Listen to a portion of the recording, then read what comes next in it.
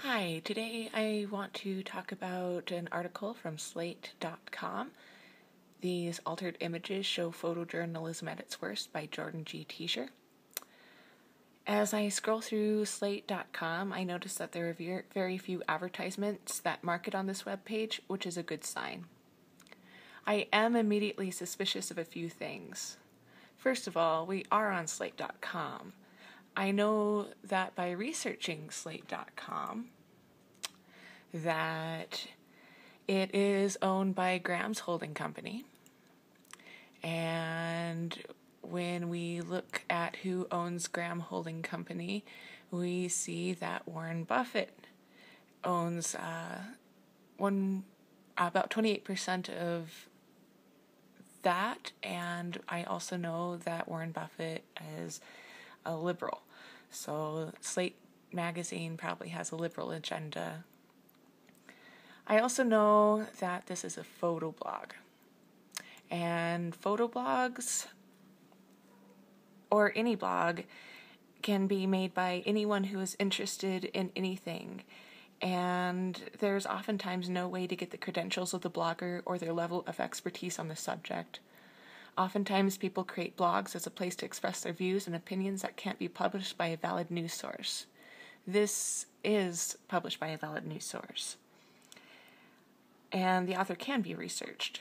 So let's see if Jordan G. Teacher is a reliable source.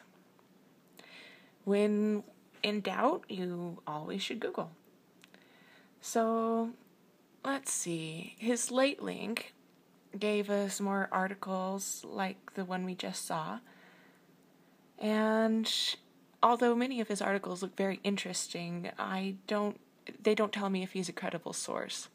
So let's Google him. We find that he has a homepage. And it says he's an American freelance journalist and critic. So freelance journalist, let's keep that in mind. It gives us more links to more articles that he wrote. Here's one for Wired. And it shows that he is a very published author on the internet. He's featured in a lot of magazines, but he's not very credible. He's a freelance journalist, and they get paid for what how many articles they write, and they don't need to be valid or not. They can be strictly for entertainment. So going back to our article, our first paragraph lends me hope that he isn't misleading us. He immediately cites Michael Camber and the Bronx Documentary Center. So when we check them out, here we are with Michael Camber. He's a photojournalist. He has articles, he has a biography, he has a contact, but I would assume that this is also a private site that the photojournalist made himself. Let's check out the Bronx Documentary Center. Well, it has an official site, it has a TripAdvisor rating, it has a Facebook, and it doesn't really have anything else.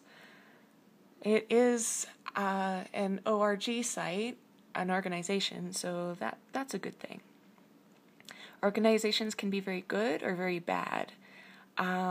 This one seems to be funded by a nonprofit, so it probably doesn't have very many self-interests.